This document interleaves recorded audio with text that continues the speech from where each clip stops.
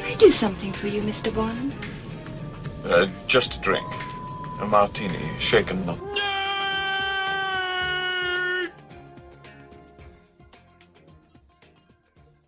Welcome to Not Nerd, the podcast where we discuss nerdy events and news. My name is Ian Johnson, and I'm here with my co-host, Alex Dudi Dutram. Howdy, howdy, howdy. So on today's podcast, we're going to be reviewing the new Suicide Squad movie. We'll also be discussing a favourite video game of mine, in the form of 3, really. In the form of, Yeah, 3. Yeah. So it's keeping that villain theme going for today, we'll be talking about the top 3 villains in video games. And Alex Dudi Dutram will be reviewing a cherished comic of his. Yes, themed on villains, because this week's theme is villains! Villains! And we'll both be playing a little game that I've devised.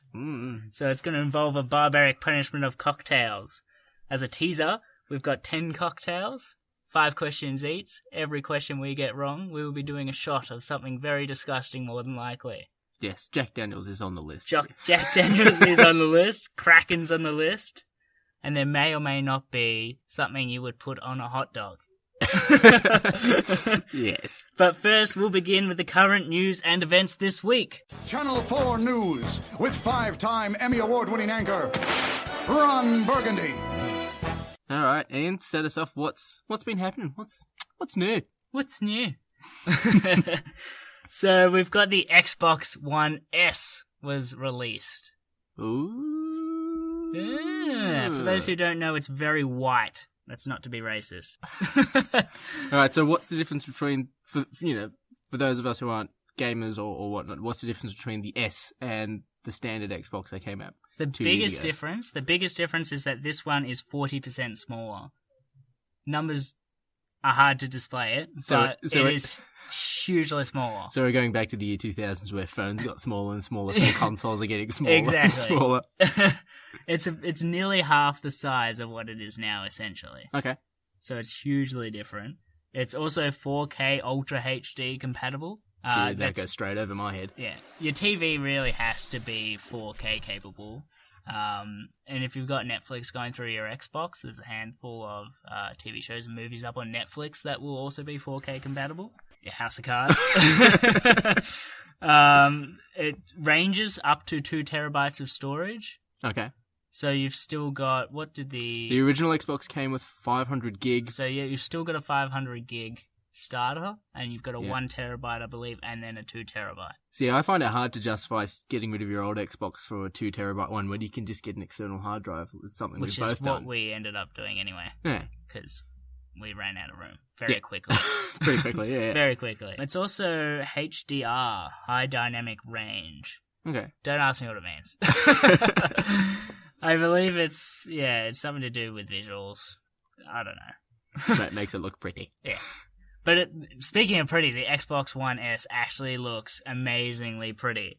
I'm just showing Dutram now. It's amazingly pretty. It's white. It's white. So it's like the original 360 when it was that sort of... It can stand up. Oh, okay. So yeah, it's going back to the ability to stand up. The controller looks nice. The controller looks really nice. The good thing about the controller is...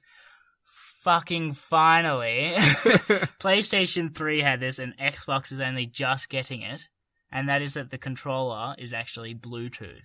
So if you're using an Xbox controller to play games on your computer, on your laptop, things like that, you no longer will have to plug it in. If you want it wireless, you will get Bluetooth as an option. And other than that, on the underside, it also has a rubberized grip. Not quite as good as the Pro controller, but it still has a slight rubberized grip underneath where your fingers Okay, yeah. Okay, so I didn't know that. And I didn't realize this until you pointed out, that apparently there might be a Master Chief... There's like a hidden... there's something I saw online, I think it was IGN put it up, that there's a hidden Master Chief, like, little caricature hidden on the console. So like an engraving? Like sort of an engraving. It'll be like this little cartoony Master Chief sort of put near the disc tray or whatnot like that. And apparently... He's constantly on the Xbox, so like I think he's in different spots or something. But he could be in the same spot. But I find it hard. They've hidden him on there. Move it around. Yeah, I'm assuming they'd pick one spot. They've hidden him on there, so it's like a little sort nod. of showcasing one of their highlighted characters. One of the main things about it that are putting some people off it, well, it was presumed it would put a lot more people off it than it actually has, because the sales have already been quite good, is that next year there's the super awesome Mega Xbox coming out. Oh, the Project Scorpio. Yeah, Project Scorpio. Which allows for I believe VR. it's VR ready. Yes. And it also has 4K, I believe, and... They haven't revealed much on it. They haven't said a lot, but it's super awesome Mega. Super awesome Mega Xbox. Super awesome Mega! Which I will probably be taking a look into, because I really want to try VR. Yeah. Well, we've only played, you and I have each, unless you've gone away and played it, some other VR. We've only played the Samsung version so far. I'm looking forward to seeing the Star Wars game that they've got planned, as well as the Batman game they've got planned for the PlayStation. Yeah, the PlayStation version. Yeah, they look pretty cool. So there's a couple of VR options coming out. Yeah, I'd just love to see sort of the first person of an X-Wing or being Batman solving a crime sort of thing. That would be kind of cool. Apparently the PlayStation one's going to be pretty good quality. I don't know much about the Xbox version. I'm assuming it's working really with the Microsoft. Microsoft was working on it. Oculus or something, I don't know. It wasn't a VR, it was more of a... Oh, the Illuma Room. Yeah. They had that going a couple years ago. But speaking of video game news, well, it's more of a movie news, but it still classifies as video game news. March early this year, there was a video game release called The Division. Now, both of us jumped on it with a bunch of our friends, and they're turning it into a movie starring Jake Gyllenhaal. Gyllenhaal. For those of you who aren't aware, the story of Division is essentially on Black Friday, which I believe is a big shopping day in the US. A smallpox pandemic is transmitted via banknotes throughout New York City, causing a... What do they call it in the video game? Green poison, or the dollar flu. Dollar flu. Yeah. Causing widespread chaos and Manhattan to be placed under quarantine. So there's large rioting and looting and... It's got a great ability to have a great story there. It's got a great world. It's got a good setup for a good story. And the government activates their sleeper agents known as the Division to assist with looting and raids and prison outbreaks and whatnot like that. So just to get everything back on track, so to speak. Yeah, so look, whether you can do a movie version of that, I reckon you could. There's a lot of story you can go into. When the game came out, they first said that it was based on an actual test that the government ran. Yes, it was which basically showed that everyone's fucked. So they're like, hey, let's base a game on that. And look, I reckon it could be a very good movie, but I feel like it could fall under the trap of not enough story goes into it, like not enough script. As many video game movies tend to do. Yeah, they just fall into, let's just use the exact same thing from the game will translate directly into a movie, which 90% of the time it doesn't. Yeah, particularly with The Division. There's a fairly weak story in The Division, which was surprising. The setup was great, but the gameplay story was a bit off. Yeah, it was a bit mediocre. But you've also got other video game movies coming out soon. You've got Assassin's Creed. I think you've got the next... With Michael Fassbender. You've got... I think the last Resident Evil movie coming out as well. Oh, really? I think they're making like the final one. Yeah, it kind of went a bit sour. They went up and down and up and down. I think I watched the most recent one and it was alright. Yeah, kind of cool. I prefer dumb fun. Dumb fun, yeah. It's something you put on Saturday night with a cold pizza and beer and stuff and just... Yeah, exactly. Sit and watch your phone. Speaking of movies, Alien Covenant. There's a little tease for that coming out. For those that don't know, Alien Covenant is the title for the movie coming out, which will be the sequel to the prequel that is Prometheus. Was it a prequel? It is. Technically, it's a prequel. All right. Ridley Scott said so.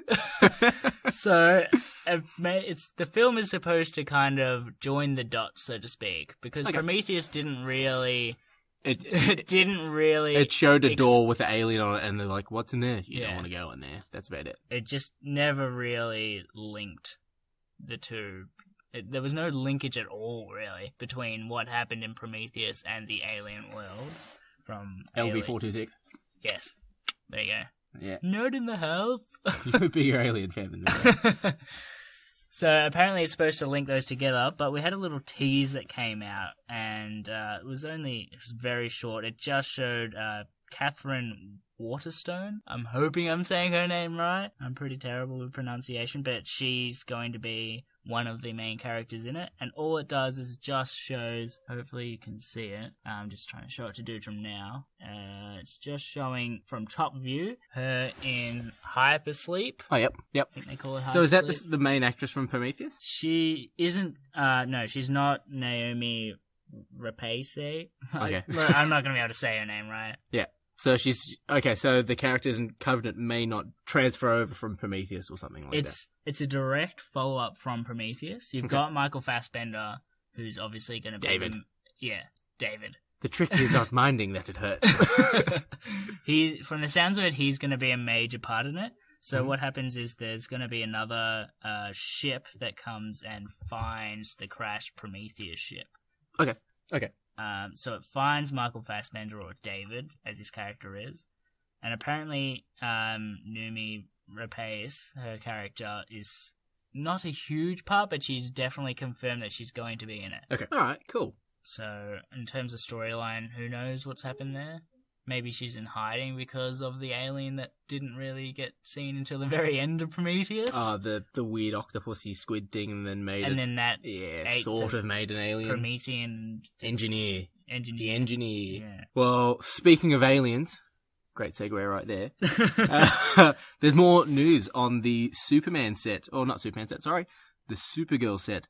With Tyler Hoechlin as Superman. Now, we talked about the release photos and whatnot like that of him, but it appears that Superman is fighting what appears to be the villain Metallo. No idea. Yeah, I was going to say, that's going to go straight over your head. I'm just going to go ahead and have a sip of my drink.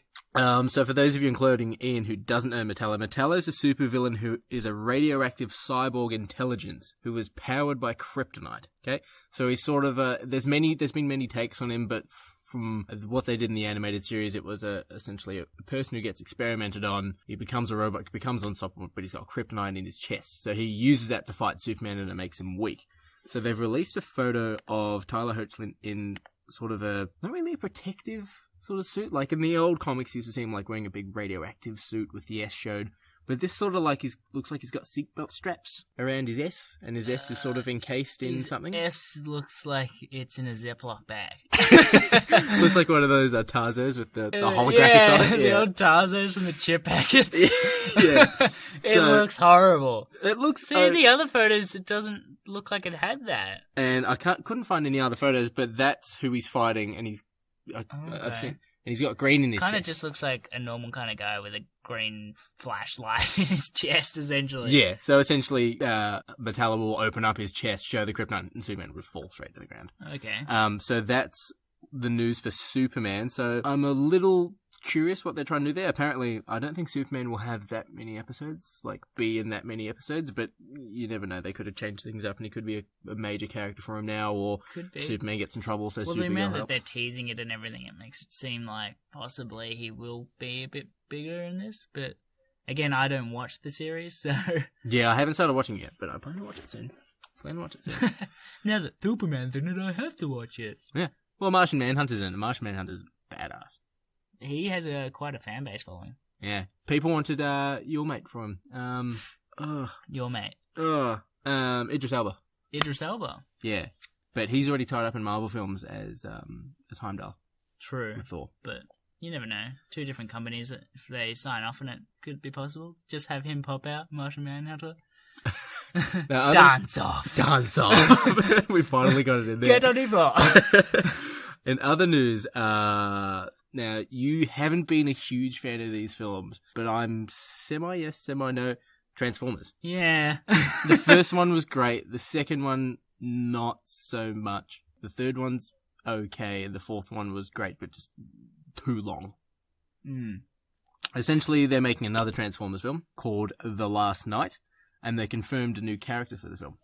Now, I don't think you've seen the 1986 Transformers film that made every kid in the theatre cry. What was the song from it? It's You Got the Touch. You Got the Touch! By Stan Bush, I believe it was. And Dare by Stan Bush. That's great 80s crap right there. And Cocaine. They revealed a character from the original movie, Hot Rod. Now, Hot Rod in the original film, he was sort of like your... I do know the name. Can't picture him.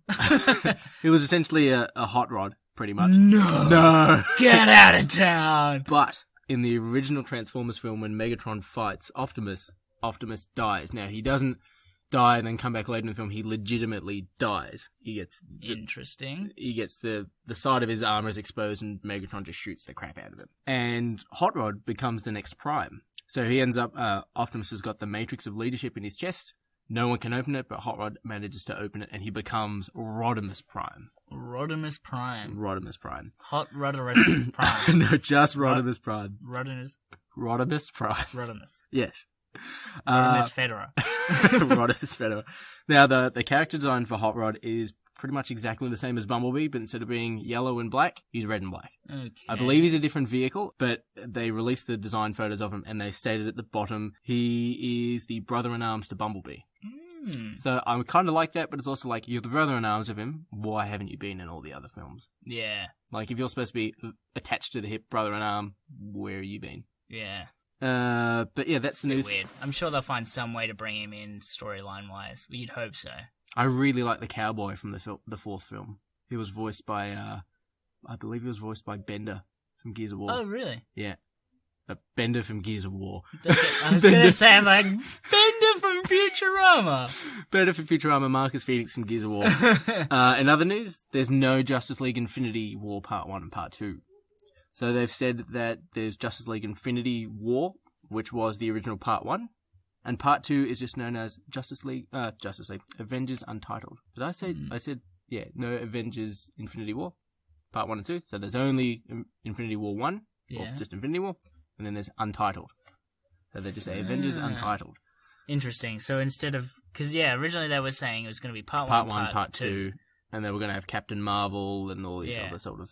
And now they're changing it so that it might have a subtitle from the sounds of it. Well, so instead of Infinity War, it'll be something else. So they could do Civil War 2, which is what they're doing in the books now. Civil War 2 summary is there's a girl who can predict the future perfectly and accurately, and it causes them to split into two sides, whether we should arrest the people who are causing the crimes in the future now, or whether we should sort of keep an eye on them or take them under our wing, or whatever the instance may be, which causes War Machine to die in the books, like legitimately die, as well as the Hulk. The Hulk gets killed by Hawkeye. What? Yep. Get out of here. Yep. An arrow to the knee. He gets an arrow to the face. And somehow... He's Bruce Banner at that point. So he hasn't transformed. So he didn't kill the Hulk, he killed a nerd. So yeah, he kills... the Hulk is apparently dead. In other news, Jimmy Smits. Do you know the actor Jimmy Smits? From? He's in Star Wars Episode 3, as well as 2. I don't know if he was in 1. He plays Bail Organa, a guy who takes Leia. Yes, yeah. He's going to be in Rogue One. Really? Yeah. So he's also been in Rebels as well, so he's secretly providing the characters of Rebels with, information and ships and all this sort of stuff, and sort of funding the Rebel Alliance. I wonder if they'll make him look older. Well, he has aged. Yeah. I'm wondering if it's been enough years in real time that it'll work. Well... It hasn't been that long Episode 3 to Episode 4 is 19 years. Yeah. So, but it hasn't been 19 years in real life. It's been 11. Yeah. So just stick a mustache on. Just pepper his beard with some greys. Well, he's already got a mustache. As well as this week we had Suicide Squad. We did. Which we'll be talking about a wee bit later. But Jared Leto's not happy about his scenes being cut in the film. So apparently he had a lot He had a hissy. He had a hissy. Well, I wouldn't say he's had a hissy. I reckon Jared Leto's quite composed, but yeah, he's just said he's not happy with some of his scenes being cut from the film. Apparently he was in it a fair bit more, and they were supposed to show scenes of Joker being abusive to Harley, which is how he was when they originally showed the Joker and Harley in the animated series. You never really saw them affectionate unless Joker the film got inspiration from Harley. Obviously we'll go into a review later, but the film doesn't really show the darker side of the Joker. No. In terms of his relationship with Harley Quinn, that is. Yeah. You look at the animated series and Harley would go to kiss him, he'd just move straight out of the way and she'd fall off a table or something. And then Harley will say something stupid, Joker will think of it as inspiration and kiss her on the mouth and, "You're a genius, Hal." Not a bad impersonation. It's alright. One day we'll get Mark Hamill on the show. As well as the DC fans, including myself, are not happy about Rotten Tomatoes. Yeah, they've actually created a partition. Yes, a partition. A partition. A petition. To shut down Rotten Tomatoes because they weren't happy with the ratings of both Batman Superman as well as the Suicide Squad. Yeah. You and I have differing opinions on Batman Superman. Yes. In terms of Suicide Squad, we'll have to wait for our review later in the episode really to discuss that. Yeah, because we've both seen it separately. We've both come together. We haven't spoken all. We haven't spoken at all about it, no. which is interesting. That's the news from mine, at least. Have you got anything else? In terms of Suicide Squad, while you were talking about Jared Leto, Mm-hmm. did you know Yeah. Will Smith hosted a party with all the members from the Suicide Squad, acting-wise at least? I'm not sure about crew. Mm-hmm. Everyone always forgets about the guy behind the scenes. The guy who brings He in invited everybody, apparently, except Jared Leto. Really? Yeah. Apparently he was worried because Jared Leto went full method actor on Joker. Mm. Completely Joker I think I did. while on set. Yeah. So Will Smith, I believe, didn't want to invite him because he'd worried that he would steal his shit. Which is fair enough. Yeah, I think Will Smith probably has $1 million paintings from Picasso and from Fresh Prince. from Fresh Prince. I think I did hear about. I think they were still filming at the time, and he doesn't break character till he does the DVD commentary. Yeah, he's broken character now, obviously, with all the interviews and everything. Apparently, completely in character throughout the entire Which I think was kind of filming process. I think it's kind of cool. I think Ledger did that as well. Yeah, I believe Heath Ledger did that as well. So- Trying not to compare the two, but Yes, no. it's hard not to. But yeah, they're both the same character. I think that's it for the news for the week. That's it for the news, so we'll move on to our Twitter results from our poll. Twitter. The votes are in. All right, so earlier this week, we wanted to know on our Twitter page, what's your favourite villain theme? Sticking with the theme of the week of villains. Villains and villainesses. Villainesses, due to the release of Suicide Squad this week, which is essentially villains taking on villains and all villainy and their villainous backgrounds and... Villain. You want to say villain again? Yeah. Action. I'll say villain like you say action. Yeah. Villain. If nobody picked up on that from last week, I said action far too often. Yeah. Don't go back and listen to it. If you feel like a laugh on a lousy Monday morning, let's not. It's a learning process. Yes. But essentially we wanted to know, we put it up on our Twitter, what's your favourite villain theme? Now, I'll go through the three we have on the poll, followed by people actually making requests that didn't make on the poll before going to our final. There are 4 on the poll. There are 4 on the poll. I'll bring up the first 3, then we'll go through the what people suggested, then we'll go into our final. Yes. So, drum roll. In last place. And last place. Now, I'm surprised this had last place. It's Be Prepared by Scar and the Lion King. Yeah, I thought we put a Disney one in. And we expected that to go... Yeah, I kind of expected a huge support of the Disney one. Especially Lion King. Yeah. Fucking Lion King. Well, I expected Alfred singing Be Prepared to go up. Alfred. Yeah, well, he's Alfred. Still feels weird calling him Alfred, but yeah, alright. Yeah, it was alright. We had coming in third place, your suggestion of Cape Fear, also known as the Sideshow Bob theme. Yeah. I know it as Cape Fear because I'm an educated gentleman. Essentially, I showed this theme clip around, and people were like, "What's that?" I'm like, "Hey, that's the Sideshow Bob theme." I'm like, yeah, it is. You know it when you hear it. Yeah. Which came in third place. In second place, we had the Nazgul theme from Lord of the Rings. Now, that actually had 20% of our votes out of our 24 vote total. Now, that being said, Scar had not that much. Scar had 13% and Cape Fear had 17%. So 20% isn't still that bad, but the Nazgul theme is pretty scary as well. I'm surprised that technically came in second as well. Yeah, especially with Scar. Yeah, I was very surprised. But we also had a lot of suggestions because, our lists aren't always perfect, and we like to know your own. Especially when we can only have 4 options. Yeah, thanks, Twitter. Thanks, Twitter. Nigel on Facebook suggested 2. He suggested the Mark Hamill Joker animated series theme. Very, very good theme. As well as the Winter Soldier theme. A couple of people suggested the Winter Soldier theme, actually. Ollie suggested the Dance of the Nights. Yes. You know that one more than I do. Do I? Mark Wakeling suggested the I'm So Lonely by Team America. I loved that suggestion. I fucking loved it. I wish we could have put that in. Michael suggested the Davy Jones theme from Pirates of the Caribbean. That's when he starts playing the organs. We had considered that one. We had considered that one. We did toss up with that one and another one. Ryan on Facebook suggested Vegeta's theme song from Dragon Ball Z. With the hour and a half of man. Vegeta. Yeah, that's Gallic Gun. Sorry, Ian. Luke suggested Cruella de Vil. Now, you watched this recently after not watching it. I haven't seen that movie since I was super young. And I didn't I rewatched that clip that he linked us. Yeah. And I forgot how hilariously funny the husband, I think they're married. Yeah. Yeah, the husband is. During that scene particularly, he just fucking lays it into Cruella. He's stomping on the roof. He pulls out a trumpet. Here it goes. Joey Jojo Shabadoo suggested. He suggested this like 3 or 4 times, even after we said we're not taking it as a suggestion. Persistence. The Imperial March. We kept putting it on. No Imperial March. The Imperial March. That must be his favourite. If he's anything, he is persistent.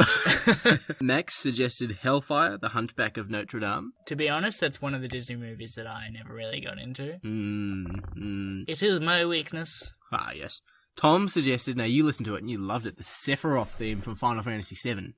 Yes, such a good theme. It's very creepy, but very, like, you hear it, it's got a great, just, epicness to it. When you listen to it, it feels like you should have the bass on 11.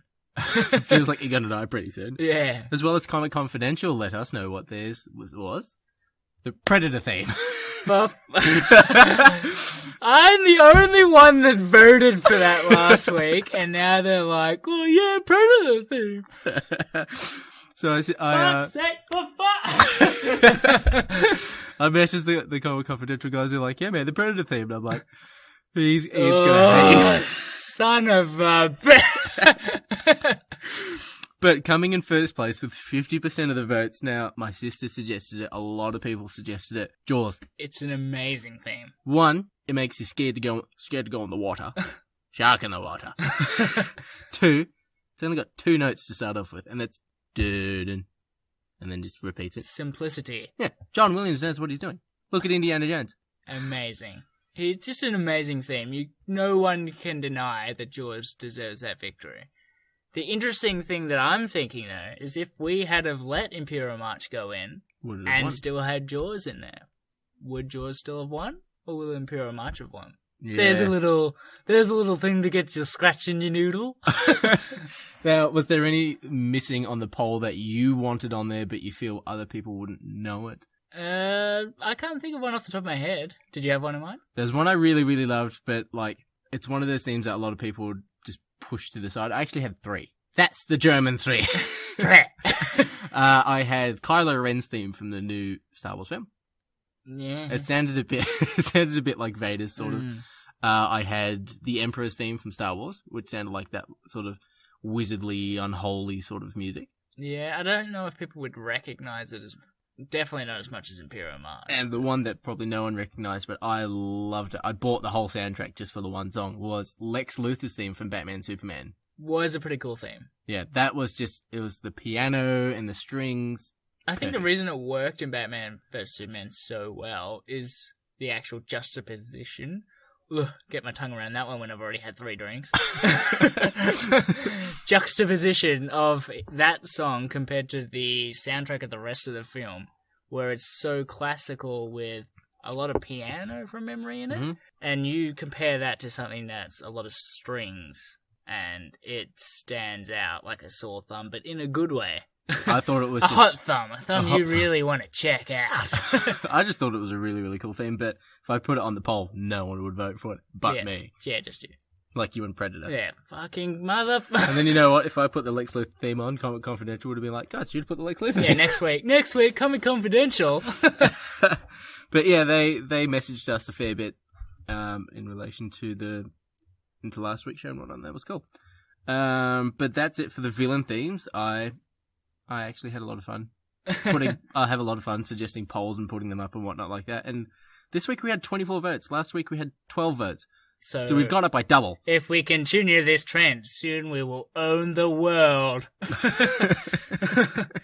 So we will throw up another one for our next week's podcast. Indeed. So that will be at Shaken Not Nerd. All one word. There you go. He's got it. A poet didn't even know it. And if you want to tweet us... I am at Dudi. That's DUDIDEUTROM. And if you didn't get that, you can always pull back that cursor and listen to it again. And you are? What's your Twitter handle? I.Johnson 92. I have to ask you what my own Twitter is. That's what I thought, bitch. But look, yeah, I want to do another poll next week. I think polls are great on Twitter. It'd be great if we could have more options. Yeah, or we could just do multiple polls and then vote them all against each other and all that sort of stuff. So, yeah, I want to do another poll for next week's show. So, keep an eye out, guys. Yes. Spread the word, tell your friends. But that's it for the Twitter poll, Ian. So we're going to keep the villain theme rolling, and we're going to go into a new segment we're testing out this week, which involves us getting hazardly, sloppily drunk. Hazardly, slobbily. Slobbily. We're already 3 drinks in, and we're about to do shots. Cocktail shots. So we're going to go into our drinking quiz game. We've created 5 questions each. We're going to take turns. If we get it wrong, we're going to drink according to our roulette wheel. I'd like to once again remind our contestants that there are proper bathroom facilities located in the studio. All right, it's quiz time. So we've lined out our shots in front of us. Want to go through the shots with everyone, Ian? So from left to right on my side, we've got water, Whoa. the hardest of the alcohols. And then we've got Kraken, which is a spiced rum. And then we go into Malibu, which is coconut. Coconut, yeah. Then we've got vodka, the cheapest, nastiest vodka you could possibly... $10 bottle of vodka. It's horrid. It's so horrid. If you can hear this, that's a bucket, just in case one of us pukes. That's how horrid this vodka is. Next, from left to right, we've got Blue Caruso. I hope I'm saying that right. Don't tell me off if I sound like an idiot. I don't think it's Caracaya. That's just the way it's spelled. I don't know. And then next, we've got Pure Raspberry Cordial Mixer. So it's not mixed yet, it's just pure... We're going to go nuts on sugar! We're going to go hyper later in this podcast if one of us gets it. Next in line, we've got cherry liqueur. Yeah. Which could be good, or it could just taste so strong because it's 4 cocktails. Next in line, we've got Jack. An extra large shot of Jack. Yeah, I left Dutram to pour that shot, and it is fucking huge. I kid you not. I don't think, if I get that, I'm going to punch you square in the face. I hope to God you get that, because you deserve that shot. Yeah, it'll be fine. I'll just pour it in my glass. Next we've got, and my personal sandwich favourite, mustard. I believe it's Dijon mustard? No, American. American mustard. So, I don't even know how we're going to shot that one. It's so thick. And it's so thick. Thick. And then our last shot of our challenge is tequila. Tequila Mockingbird. And if you're wondering which type, it's not the clear one. Yes, it's yellow. It's piss. What do you call it? Piss. Piss tequila. But essentially, the way this is going to work is Ian and I ask each other a series of comic or TV show or nudie-related questions, and if you get the question wrong... Following the theme of the week, villains. Villain theme of the week, yes. And if you get it right, you're fine. If you get it wrong, you're fucked. You spin this wheel of roulette. I'm going to play it. Grab the bucket and hold on tight. I'm going to spin it for the sound effect. That's the sound effect. So, starts off first. Who starts off first? Rock, paper, scissors? Yeah, all right. All right. Rock, paper, scissors. Yeah! All right. I Ian get to go first. Yep. All right. My first question. I hope you're ready for this, Dudi. I'm ready. Prepare your anus. The first question. Who is the villain in the film Cujo? Cujo. And the reason I picked this is because I knew you wouldn't know the film. Pass. You can't pass? David Attenborough. David Attenborough. And if we sneak up on this, you'll discover shot. Alright, spin the wheel. Water. Raspberry mixer. Raspberry mixer. So, you're gonna be the one going hyper. Alright, down the hatch. Go. Oh. That was fun. Yeah, good. Oh, that's nasty. Your turn. Oh, alright. Question 1. In the Marvel Universe, Johann Schmidt is known as what villain? Son of a bitch. Oh, I know this. From Captain America you would be talking about. Am I? And he would be the Red Skull, motherfucker. Yeah! That's cheating, because I had the iPad open with Johann Schmidt's face on Google, and he's like, why is there a photo of Hugo Weaving? It's not cheating. It's not cheating. Alright, it's your turn. In Silence of the Lambs, Mm-hmm. Hannibal Lecter Mm-hmm. describes that he ate somebody. He says, and I quote, I ate his liver beans with some fava beans. I ate his liver I beans? ate his liver. You sure you don't need to take a question? Clearly I've already been drinking too much. I ate his liver with some fava beans and a nice Chianti. The question is, who? Who did he eat? Oh! Fuck off! Who did he eat? Who did he eat? Don't know. I don't know who he ate. I haven't seen that movie in a while. Is that the question? Think about it. Is he in the movie? He's not in the movie, but he says, I ate someone once tried to test me. I ate his liver with some fava beans and a nice Chianti. Do I know the character's name? Is it like Will Graham or fucking something? I think I've given you enough hints. Okay, I'm gonna go with Will Graham. Incorrect. Who is it? The full quote is, a census taker once tried to test me, Census. and I ate his liver with do your shot, bitch. Spinning the wheel. Cherry liqueur. What? I'm going to do this, and the first one I get is going to be Jack. Oh, the terrible Is that vodka. the cherry? That's the cherry. The cherry on top. That's fucking beautiful, isn't it? No? No. Alright, it's gonna get harder now, bitch. Alright, question 2. Alright, hold on a sec. Cool. Alright, smartass. My question for number 2 is, in the movie The Mummy, who is Imhotep's lover? Oh, I know this. I'm picturing it and everything. 5, 4, 3, 2, fuck! 1. A Nux and now, boys. Oh, Nux in the moon. Shit. Alright. Spinning. Spin the wheel. Ian's lands on... Pardon me. Would you have any Grey Poupon? Son of a bitch. It's so thick, I'm gonna have to scoop it out with my tongue. Oh, it stinks. It's foul. It stinks. All right. It stinks. Ready? 3, 2. Oh, No, have the rest of it. Wipe it clean, mate. that's it. Wipe That's it clean. dumb. Ugh. That's what I thought. My throat is so peppery. Alright, your next question. Oh, that's fucking foul. Oh. Alright, motherfucker. Next question. Whew. Let me just get a taste out of my fucking mouth. Trust that I get the shit one. Yep. Alright. Question. From the movie Die Hard. Mm-hmm. Here we go. When Hans Gruber is caught on the roof by John McClane, he's forced to use a false name. Bill Clay. Fuck you. Clay. Bill. Fuck. Clay. Alright. Thanks to Comic Confidential, I rewatched Die Hard recently. Fuck you guys. Your question.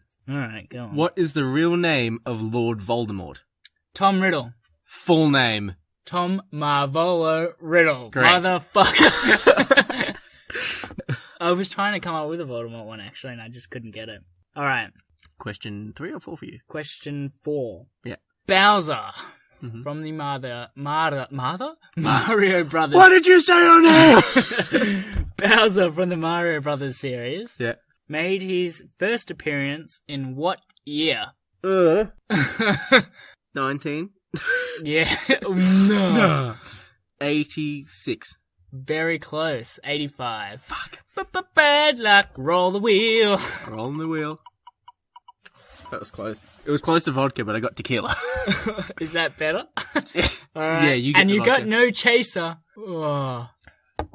Do you want the bucket? You right over there? That's interesting. Just don't think about puke. Oh, here you go. This is going to be a hard one for you, bitch. No. You ready? Who shuts off the security system in Jurassic Park? Shit. I can't remember his name. The fat guy from Seinfeld. What's his name? Newman. No. Damn it, that's his name in Seinfeld. Fuck. Dennis Nedry. Oh, what? Yep. I'm sorry, a census guy. A census guy. True. Spinning, Alright. you better get vodka. Oh, if I get vodka. Jack Daniels. You son of a bitch. See? This is the one, ladies and gentlemen, that Dootram decided to pour as 2 shots in one. Yeah, well, you deserve it after a census guy. A census guy! Yeah, alright, then that's Oh, guys. Oh, that's nice.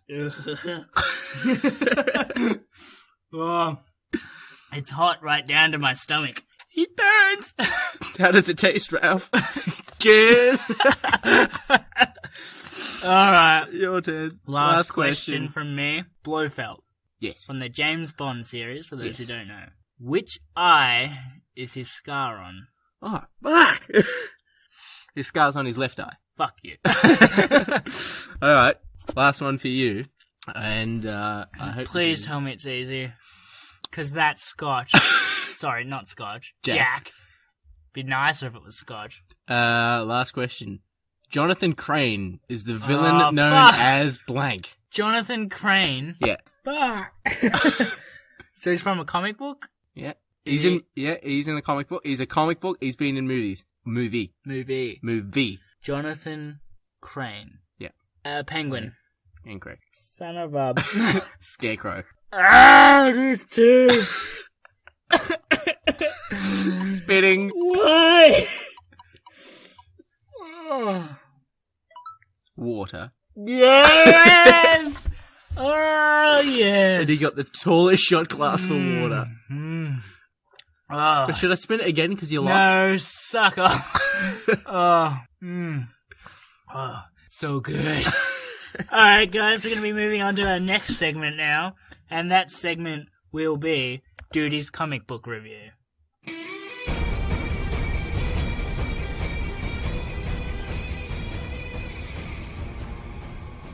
Cool. So, sticking with the week's theme of villains, I decided to do a segment that I like to go through comic appreciation of the week.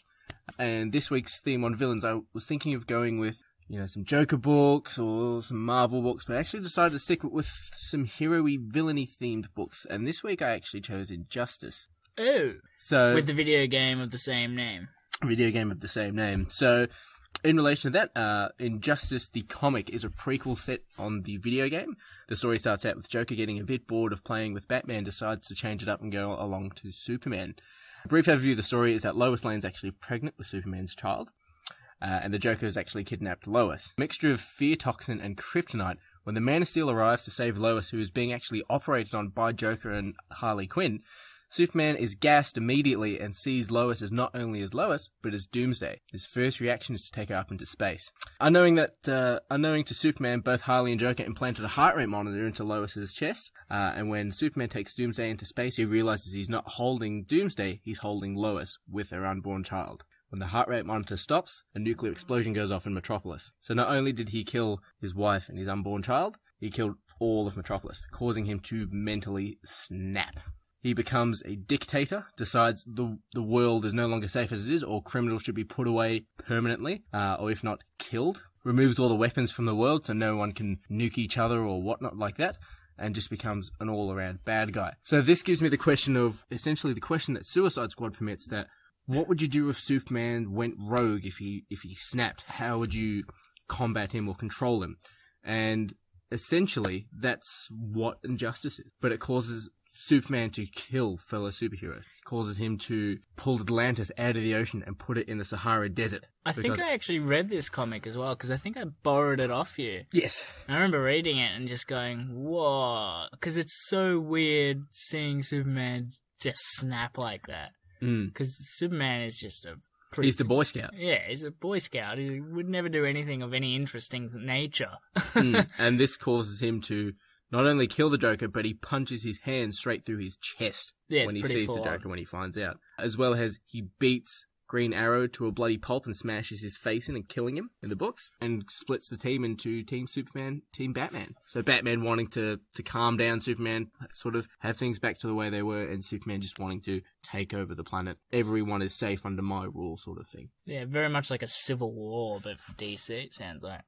Yes, a bit much of a civil war, but for DC, but whoever goes up against Superman dies. In the video game, we see Shazam dying. We see Batman getting the shit kicked out of him. Everything. Yeah, and I think there a part 2 to this. There's a part 2 video game coming out next year, early next year. And the comic? I believe the comic is continuing. It's actually written by an Australian writer, Tom Taylor. Okay. If you're ever in a Melbourne comic convention, Tom Taylor is always there. Really nice dude. Yeah, it was actually quite a great comic. And interesting pick for you, considering the theme of this week being villains. So you've picked Superman as your villain, really, essentially, with this pick. He's the Boy Scout. He's the ultimate good guy, but he's also the ultimate bad guy. Yeah. Because how do you stop Superman? Especially with characters like Shazam is on Superman's side. So if you have the powerhouses on the bad guy's side, how are you going to stop him? Yeah, exactly. I mean, as we know from the Batman vs. Superman movie, that Batman can stand up to him with preparation. But considering it was such a quick snap, the comic he didn't really have time to really He didn't have time to prepare, and he didn't want to fight him from memory reading the comic. He was trying to calm Superman from memory. Yeah, bring him back to sort of rationalize and bring him back to normality. Yeah, an interesting choice. Yeah, I thought it was a bit of a different take. I was looking at the Red Sun Superman, where Superman's a Soviet war hero rather than, standard Kansas boy.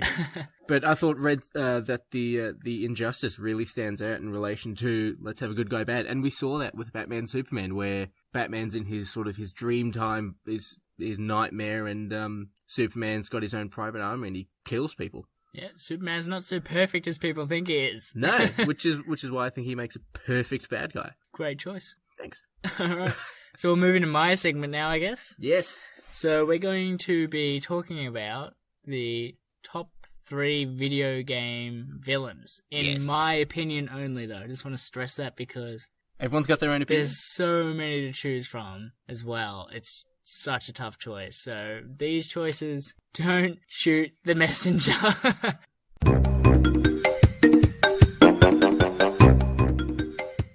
So I've given the number 3 spot. Mm-hmm.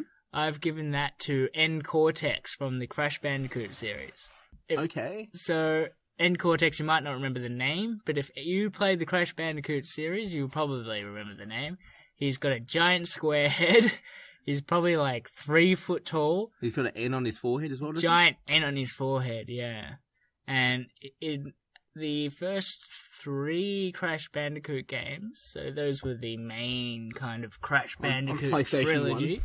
Yeah, on PlayStation 1, so you've got Crash Bandicoot 1, Crash Bandicoot 2... And I think 3 actually Wrath had a name. of Cortex? Wrath of Cortex. And Crash Bandicoot 3 Warped. That's right. So, amazing games. Some of my favourites. Great theme tunes. Definitely. Amazing theme tunes. So, N Cortex, the reason why I've picked him is because of his continual ability to not only be the villain, but what we saw was his ability to manipulate Crash as well. Okay. So, from Crash Bandicoot 2, Wrath of Cortex, what we initially see is that Crash Bandicoot is pulled into this level kind of simulator, a world simulator where you jump into the levels. But N Cortex actually speaks to him after every few levels that you do. And he says, at the start of the game, he starts very happily speaking with Crash, saying, "Oh, Crash, I need your help. We need these crystals." Almost like he's trying to get Crash to help him. Manipulating him, in a sense, to reach his goal. But then he turns into the usual N-Cortex, and we find out his villainous plan. So, that is the third position. I've given the second position to another great villain. This one from the Nintendo franchise. And it was a close call between two. Yep. Ganon or Ganondorf from Zelda. Or, the choice that I've made is Bowser. Which we know from my quiz. Every Mario game ever. Yes, everyone ever. The reason why I went with Bowser is because he's so widely known. Mm-hmm. Of course, Ganon is amazingly widely known as well. But there are still a lot of people out there who don't know the Zelda franchise and don't play Me included. Exactly. And the Zelda franchise is only actually really big in the western part of the world, which is surprising enough with Nintendo being a Japanese company. So that's why I went with Bowser, because he is the villain everybody knows. Yeah. And he's been around, as we know from my quiz, since 1985. And he was in that great Mario Brothers movie. There goes that scotch. So, that brings it down to numero uno, my number one pick. So it's an interesting pick.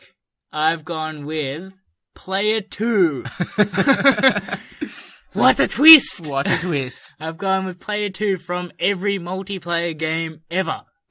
Player 2, also known as your older brother, who you punch in the arm.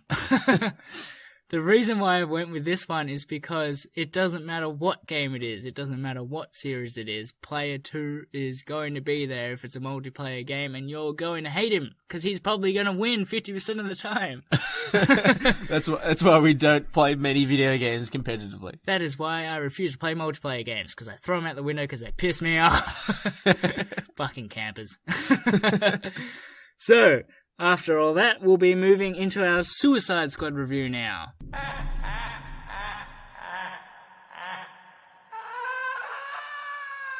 I want to build a team of some very bad people who I think can do some good. This is the deal. You disobey me, you die. Try to escape, you die. You irritate or vex me, I'm known to be quite vexing. I'm just forewarning you. you die. So, Ian, we went and saw a movie this week. Did we? We did, but we saw them separately. Yeah, and on different days, because I only saw it today. And I saw mine yesterday. Well, technically today. I saw it at midnight. But I saw Suicide Squad. I assume you saw Suicide Squad. I did. Tell me, what did you think the story was? The story Without going into spoilers. Without going into spoilers, the story is quite interesting, and the reason why is because I think it was told probably not the best way, but that we'll go into that later. Mm-hmm. So the actual story behind it is that the government puts together a special task force. Task Force X. Task Force X, thank you very much. You're welcome. Nerd! Also known as the Suicide Squad. So this is a group made up of DC villains from left, right, and center, really. And they are used by the government through the method of do what we tell you to do, or we will kill you.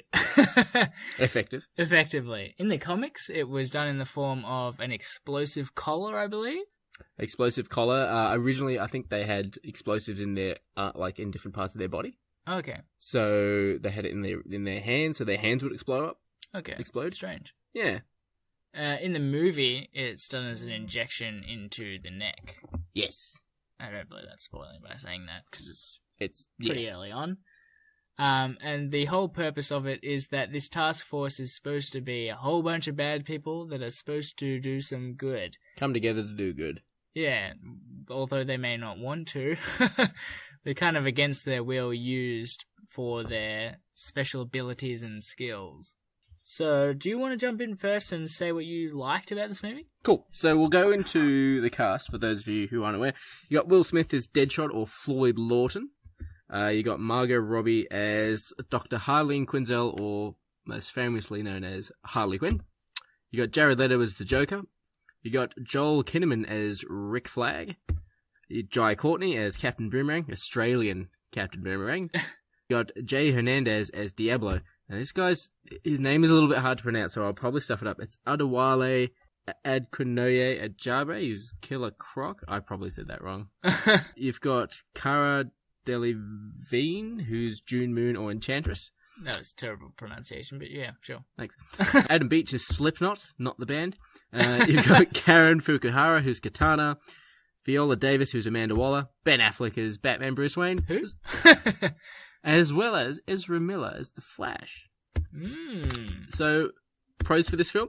Give me compliments. I said give me compliments. Will Smith, Jared Leto, and Margot Robbie. Loved them. I love Deadshot, I love Harley Quinn, and I loved the Joker. I really, really liked.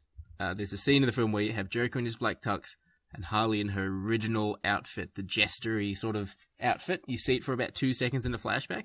Yeah. It looks great. I loved that part. We'll see if they use it again, maybe in a later film, but for the majority of the film, all she wears is like a baseball tee and the shortest... fishnet stockings. The shortest shorts.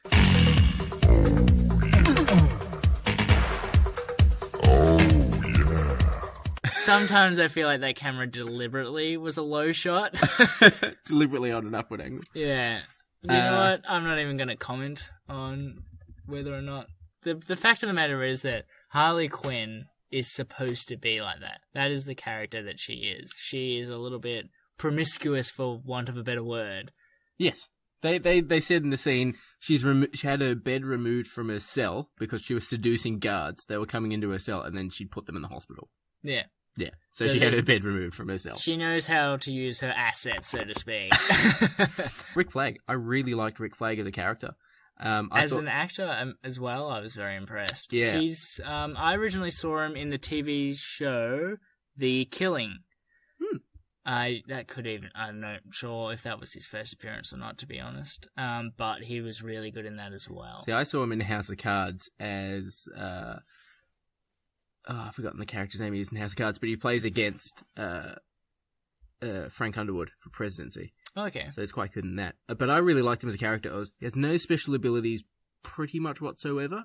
Yeah, he's definitely not a marksman the human aspect of the film. Yeah, he's the human of... he's the human of the group. He's the audience, if you will, from the group. He doesn't have any sort of special abilities.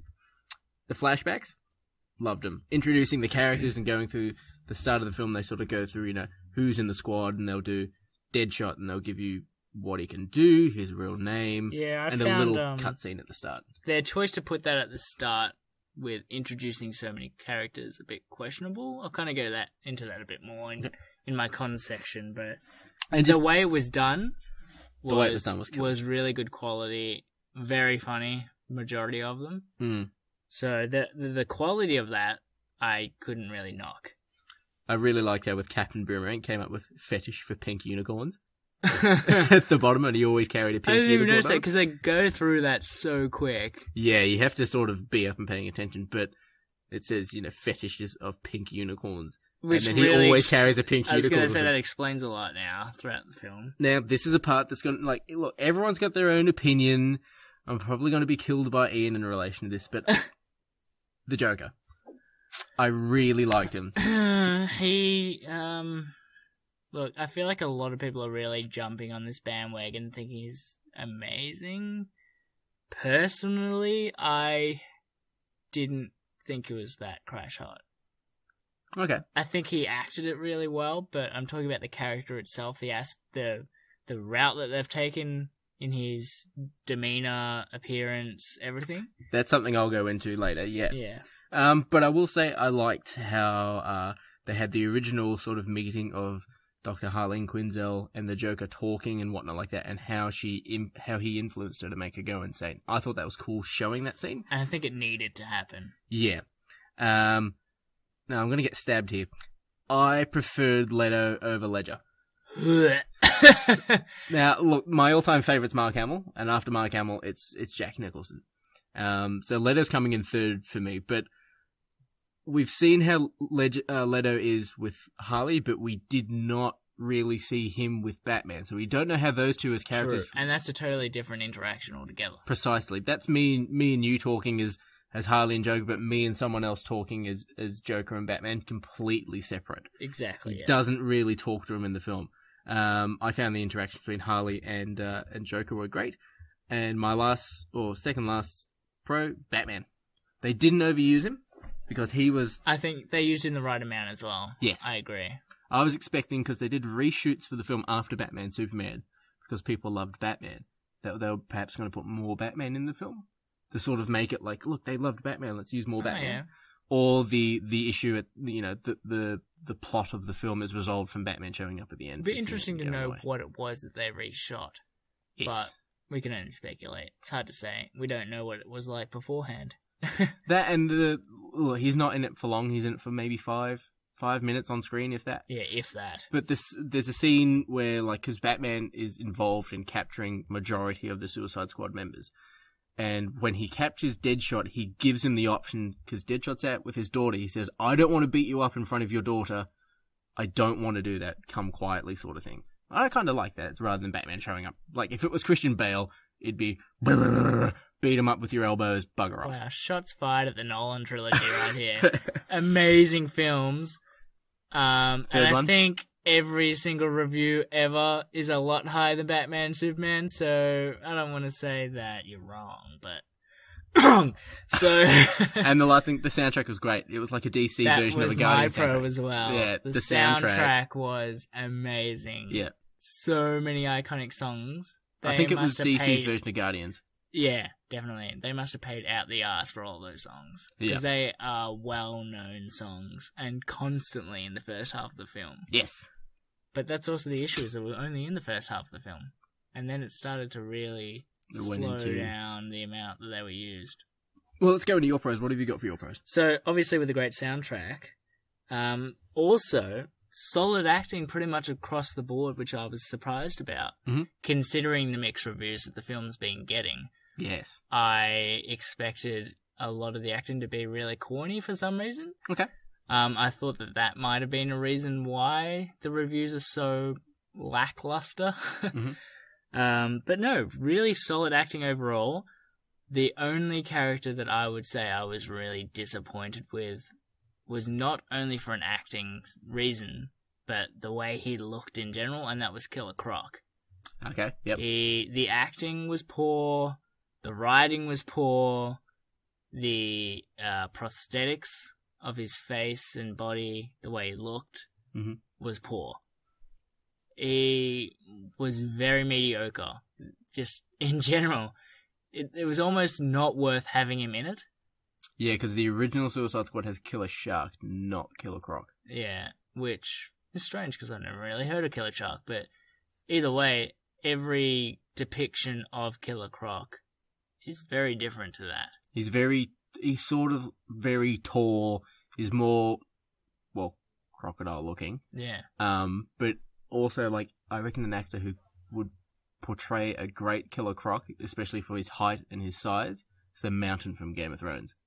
Exactly. He's what huge. I think they really needed was someone who's just taller, this monster. Or they could have gone the avenue. I applaud them for taking the non-CG route. Yeah. But at the same time, after, you know what, I'm going to compare it to a Marvel film, I know, but after Guardians of the Galaxy, where we know that the CG can work, with Groot in particular. And Rocket. But Groot in particular as a comparison of size and creature-like physique, it can work. Yeah. And I personally think they probably, in hindsight, Captain Hindsight, coulda, shoulda, and woulda. Maybe they should have gone CG and actually had a Killer Croc look like an actual crocodile instead of some, I don't know, square-looking reptilian, but not... Looked like a reptile from Mortal Kombat a little bit. Yeah, it just didn't look great, and it wasn't acted great. It's just everything about him wasn't great. And the only upside to that is that he wasn't in it that much, really. He was there, but he didn't do much. What else are in your pros before you start delving into your cons? Yeah, I know. So my last pro, I would say, is Flash. Yes. Flash barely appeared in the film. He was in it for probably 2 seconds. I think my fiancée, who I went with, she missed it because she was eating in gold class. Yeah, I'm like, that's how quick it was.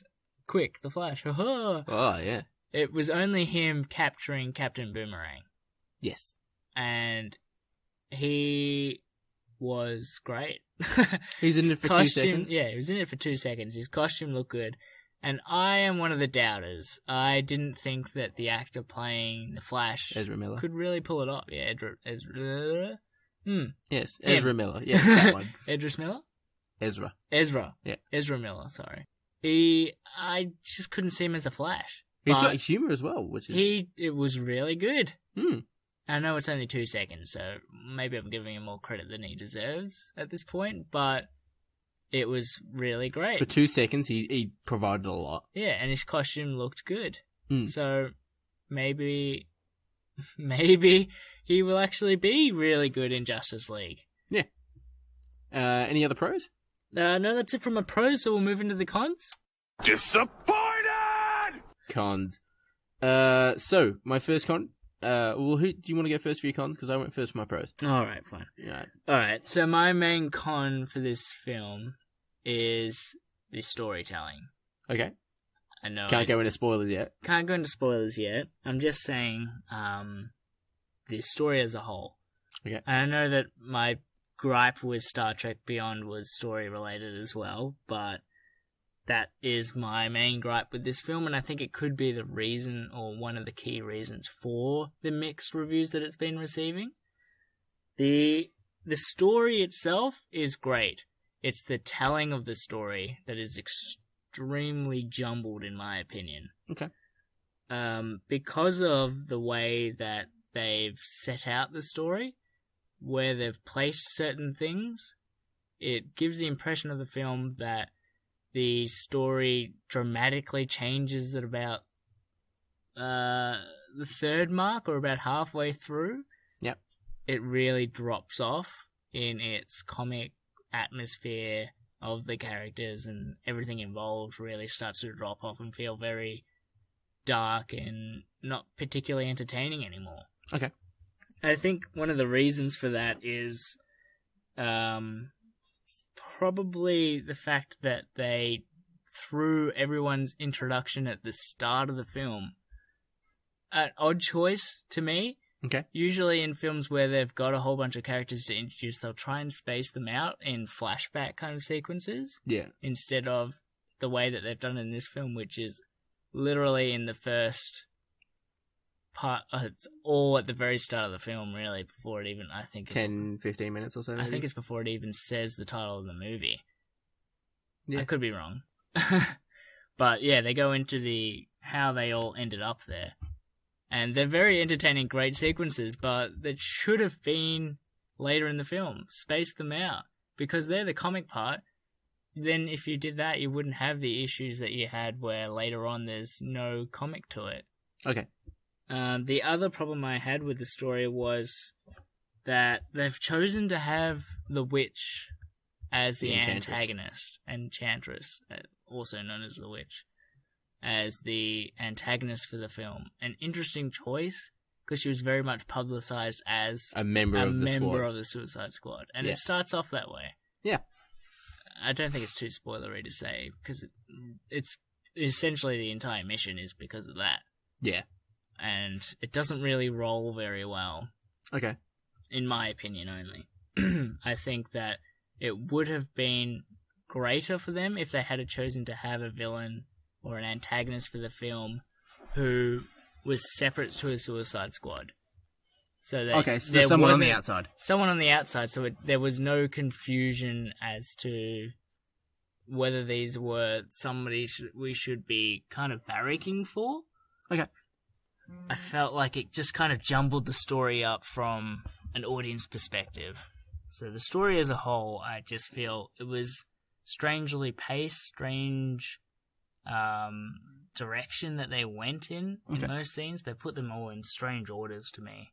And I think that was the main reason why the storytelling felt very lackluster in the second half. Okay. What would you say? For my cons, I've got cutting scenes from the Joker from the movie. Now, Jared Leto's come out and said, look, a lot of my scenes were cut. Now, you think this would have been an issue? This wouldn't have been an issue because you look at Batman, Superman, how many scenes were cut from that film. And I know you haven't seen it, but the Ultimate Edition's pretty much got all those scenes put back into the film. And why would you have, when the audience has said the Ultimate Edition's better than the normal edition, cut scenes from the film? Strange, yeah. So I found that a bit strange. The villain, the sort of the main villain, besides your Enchantress, I thought was kind of meh. It was a bit of that's a little too convenient for my liking. Yeah. It was, without going into spoilers, and I will divulge a little bit further, he was a bit meh. Costume design and character design of the Joker, I hated. Now, there's one costume he wears with the purple leather overcoat, and he's not wearing a shirt, and he's got the gold chains. Okay. Why? Is that when he's in the circle? No, it's when he's in that science lab. Oh, okay, yeah. So I just thought, put him in his iconic purple suit. Yeah, his costuming... Don't put him in it. He was wearing a purple trench coat, no shirt with gold chains, boxer shorts, like pajama shorts. Yeah. Batman socks. Did he? Batman socks and It's runners. Kind of funny, actually. But... So I thought, no. I also didn't like the silver teeth, the tattoos. Don't like the grills. I don't like the grills. The facial tattoos. You know, you were saying not too long ago in this review how much you loved the Joker. I liked... You're kind of saying everything about him. I liked how he was, his acting presence on screen, the way he talked, sort of he'd talk and then stop, like just mid-sentence stop, and then he'd continue again. That was great. The acting itself was great. But if you had Jared Leto and you made it look like iconic sort of killing Joker, it would be great. Like the smile, no grills, no facial tattoos. I reckon that would be quite well. The grills, yeah. See, there's lots of reasons why he's not my favourite Joker. I am aware, though, that in the DC comics, and they're doing it now, and it is canon, that there are 3 separate Jokers. So that could be something that the movies are doing. They're making... I doubt they'll go that avenue, though. They could make it, with, Jared Leto's sort of grilled-faced Joker in Arkham. There's already the Joker causing trouble in the city, so Batman could be like, what's going on? And because the Jokers look pretty much the same, they could probably use Jared Leto and have him dressed up like traditional Joker, or like a bit of a Ledger Joker, or whatever the instance may be. Possible, but I think it's going to be very hard to pull off with, obviously, such an iconic actor playing the Joker. Yeah. Look, that was my only gripe with Joker, just the design of him and the costume. I just feel like you should have stuck with his traditional suits. Him wearing the tux, great. When he was wearing the standard black tux, that was cool. I like that. Yeah, I quite like the black tux. And the red shirt with the black pants and the silver jacket, I thought that was cool. Yeah.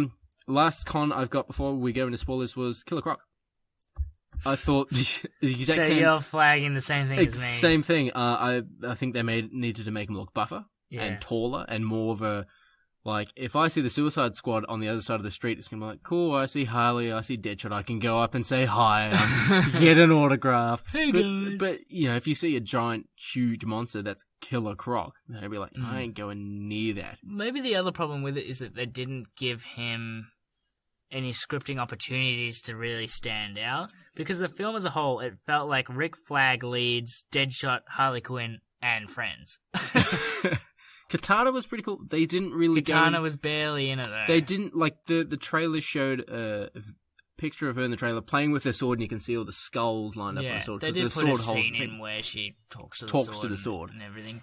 And they did more. Really, all the other characters, including even Captain Boomerang... I liked him. I reckon he was great. I liked him as well, but to be honest, none of them were given the screen time. Don't get me wrong, they were in the scene, but they were in the background of Harley Quinn talking, or... Rick Flag Uncle Phil from Fresh Prince of Bel-Air. Yeah. Bloody Rick Flag talking to the Fresh Prince. The Fresh Prince. But look, I actually thought that Captain Boomerang was great when he's playing with Diablo, and he's like, "You're the fireman, eh? Look!" He pulls out a line of fire. It's like, I feel like a lot of the comedy that worked came from Captain Boomerang. Maybe that's because we're Australian. Yeah, he's fighting people and he drops his unicorn. He's like, and he goes and picks up his unicorn, puts it back in his jacket. It was pretty good. That's kind of cool. But Will Smith was amazing as well. Yeah, I was really surprised. I'm like, he's gonna make his daughter somehow his son in real life. It's going to be his son wearing a wig. And just, no. He actually was so very good in it, but you could tell that because it was Will Smith, they felt the need to give him more screen time than pretty much anybody else in it. He's sort of got the human, caring, sympathetic factor of it because of, I'm doing this for my daughter. He's sort of... that was kind of cool. But he still had the standard Will Smith humour where he walked up to a car and shot about 7 or 8. Yeah. He just shot him left, right, and centre, but he always had his witty humour the whole way through, which was interesting because Deadshot is almost nothing really like that. You look at him in the Arrow TV series, and he's just shoots, moves on, shoots, moves on. So I thought that was cool. It was interesting, yeah. Yeah, but what about, let's go into spoiler territory.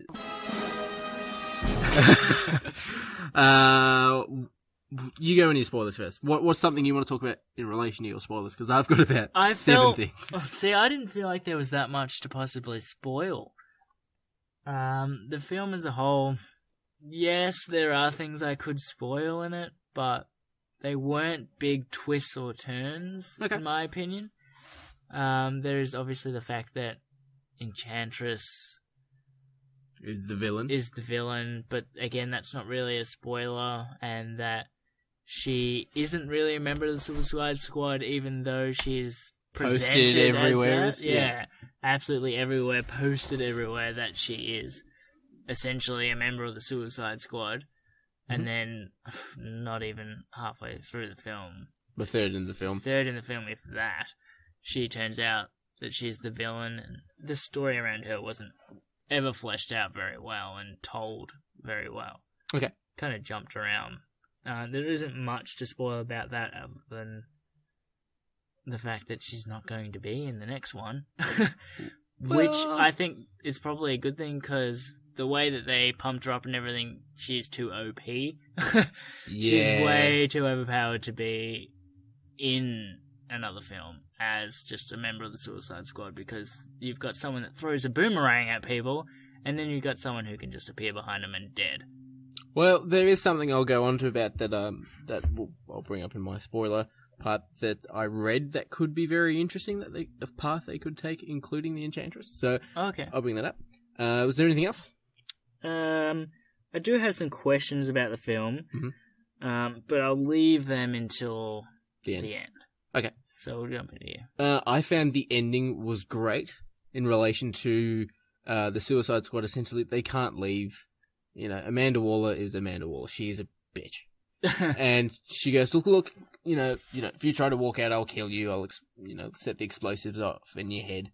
And they've gone, well, give us what we want. They're like, all right, we'll talk. So Harley Quinn gets her bed back, and she gets a coffee machine. Like, I've saved the world, I want a coffee machine. It's the strangest choices they asked for. But it's Harley, and that's kind of funny. I thought it was cool. Deadshot gets to see his daughter as well. He gets a punching bag for his room instead of rolling up his mattress and just punching his mattress. And then Killer Croc gets a TV for his room. Yeah. So he's hanging out eating a bagel, watching a TV. Although I found it weird that Amanda Waller, is it? Yeah. Yeah. That Amanda Waller provided these requests.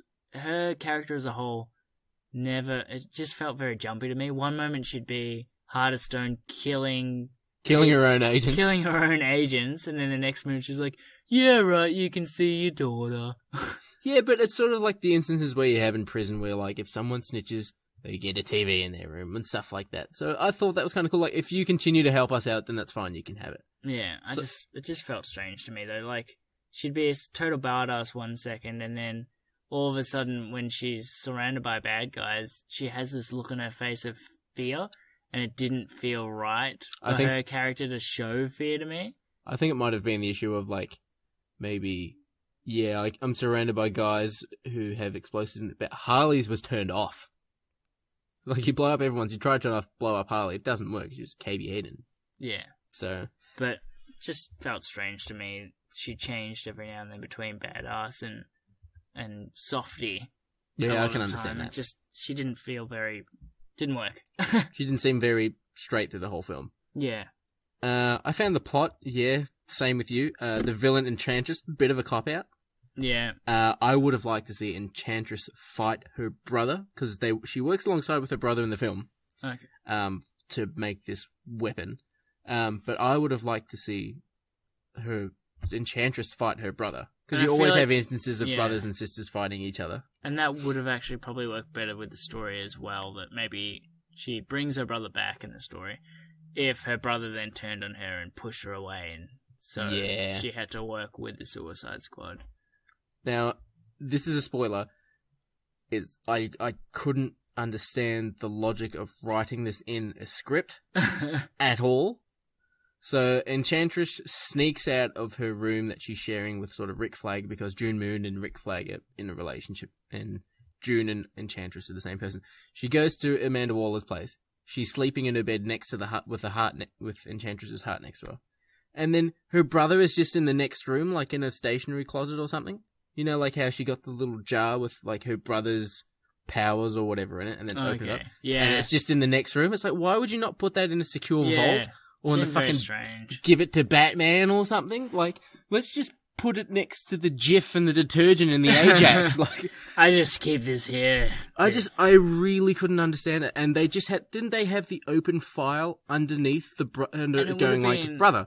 Yeah, it would have been an easy fix. Just put it just to else. put it into somewhere that seemed ungettable, and she just somehow found a way to get through it.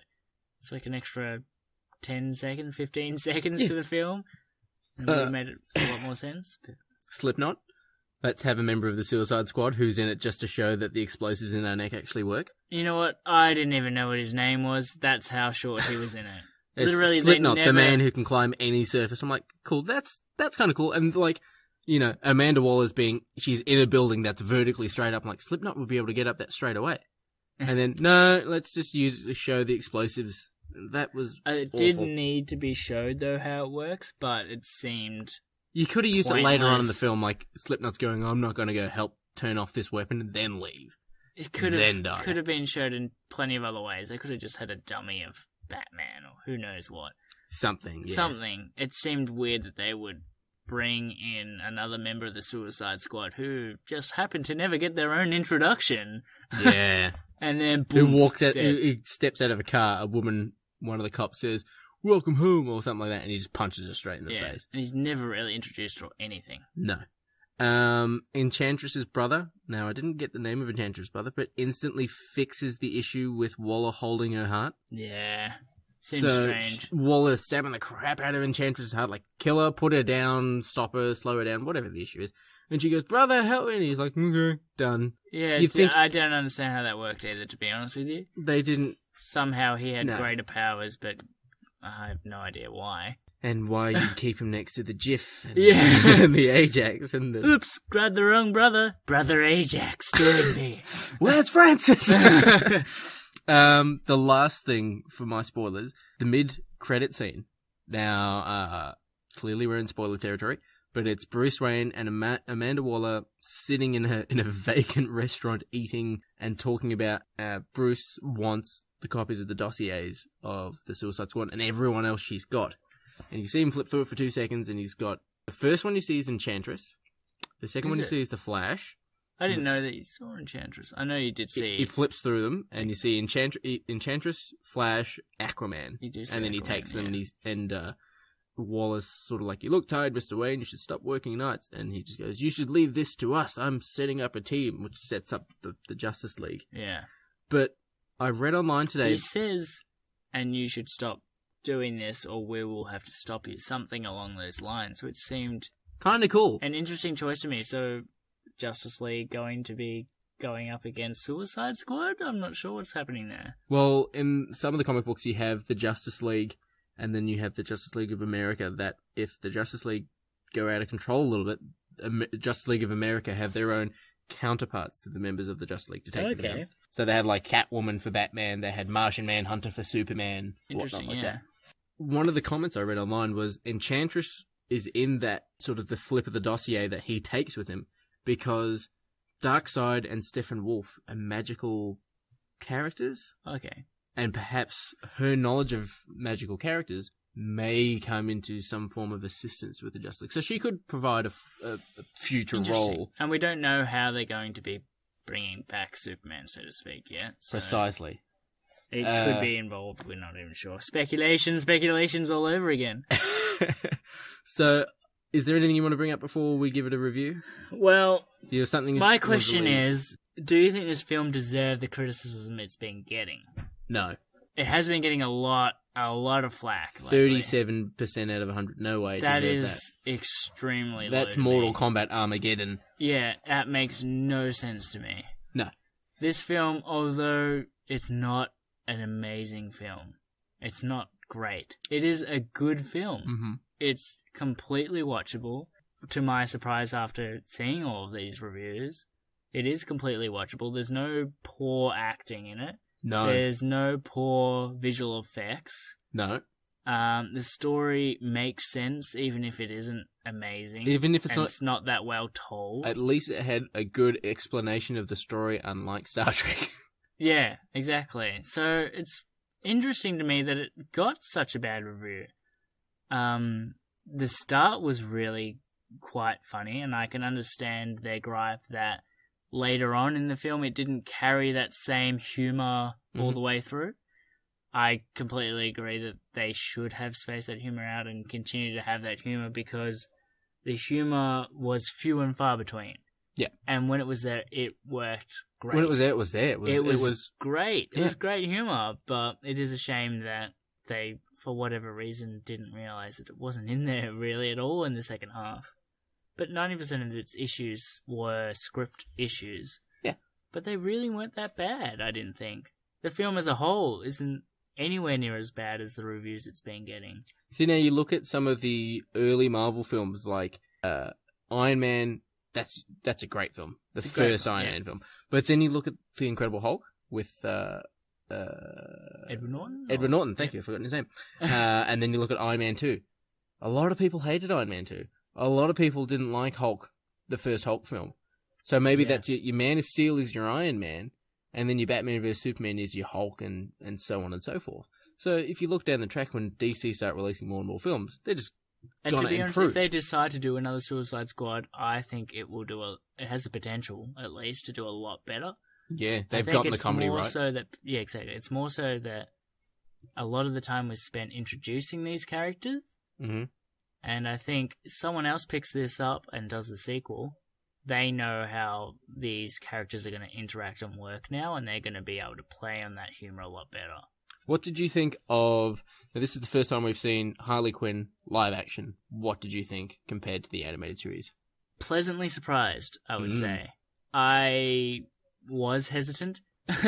Going by the trailers, it almost seemed like she could have ended up too corny. Yeah. It's hard. And that's easy to do, because a lot of her dialogue can easily It's puddins, it's Batsies. Yeah. And that's what she's like by... Yeah, Arlene Sorkin, who voiced Harley. I think I even said it to you before we saw the movie. I was worried because I'd seen the trailer and I was like, oh, maybe this dialogue isn't going to translate to film. And it did. And I was really pleasantly surprised by how well it came across. Maybe that's a testament to Margot Robbie. Yeah, she did really, really well. You look at the original, because Harley Quinn's not a comic book character by origin. She's actually made in the animated series. Interesting. And the original voice actress who did it, Arlene Sorkin. Puddins, Harleys, Batsies, everything. It translated all right. It translated really well, and I think everybody realised it translated really well. And that's the reason why she was in the film for probably 80% of it. Yes. It basically was Harley Quinn and Friends. It's Harley Quinn, Deadshot, and Friends. Yeah. But Deadshot was great. I love Deadshot. Rick Flag, awesome. Interesting with all the mixed reviews it's been getting. Also, I've just seen that it's earned itself $20.5 million on Thursday night. That's a huge amount of money for essentially its first night. Yeah. That's a huge amount of money. So, although it's getting these mixed reviews, there's still a shit ton of people that are seeing this film. Now, I saw actually a review on IMDb, I think, early yesterday morning saying 7.2 out of 10. I checked it today and it went up to 7.5, so it's going up. I think it's really strange. From the reviews that I've been seeing as well, they have been going up. And a lot of people are starting to speak out and say, I don't know where these reviews are coming from, because I love this movie. Even some of just friends on Facebook is saying, hey, just saw this, great movie, no idea where these reviews started to come from. Same thing, Kevin Smith. He loved Suicide Squad. Yeah. He praised it, he thought it was great. It's a great movie. And you can't knock Kevin Smith. Yeah, exactly. Would I say it's an amazing movie? No. Would I say it's even really good? Maybe. It's questionable. So maybe that's a great segue. What would you end up giving this movie? Okay. We're going to do a rating review of if it's a drink at a bar and if you would order it again. Yeah. And Suicide Squad. What are you My opinion. Yeah. I would give it a pint of cider at a bar, the first thing you order when you walk inside to a bar. Because it doesn't matter where you go, you always get cider. A pint of cider is always good. And it sets you up for a good night. So, look, I could start the night off on a Friday night. It's not a cocktail. It's not... It's not a Scotch and Coke with house-made Scotch. No. So I reckon it's sort of one of those films that it's a Friday night, I've got nothing to do. I'm going to start off with Suicide Squad. I'm going to go into Batman Superman. I'm going to go into Guardians of the Galaxy. I'm going to go into... It's a solid drink and it's a solid film. Precisely. Pint of cider, okay. What am I going to give this then? You walk into a bar and you go up to order a drink from tap because you're a classy motherfucker like that.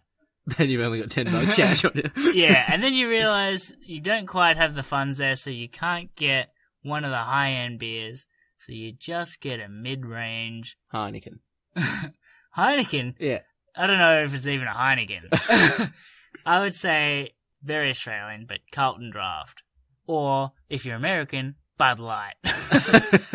It's, you know what? You want to get drunk, it's there. You want to have fun, it's there. It's not a bad film. It's really not a bad film. I can't stress that enough, despite all the bad reviews it's been getting.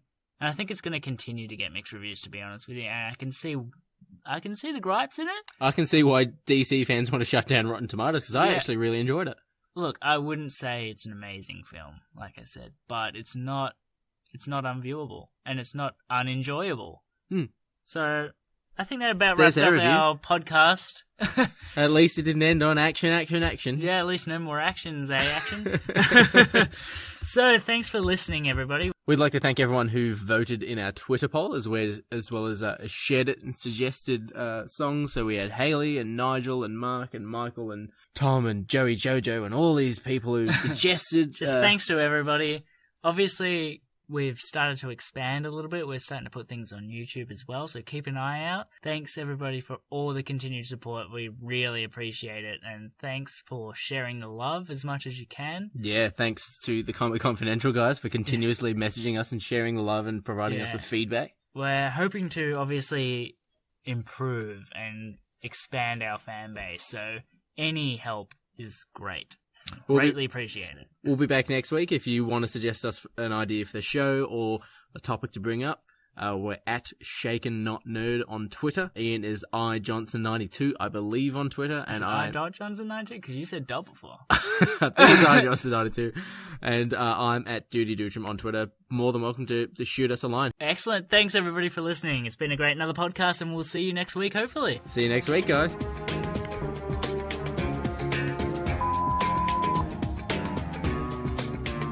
Wait. 3 measures of Gordon's, 1 of vodka, half a measure of quinoa lily. Shake it over rice and then add a thin slice of lemon. Chicken or stirred? Do I look like I give a damn?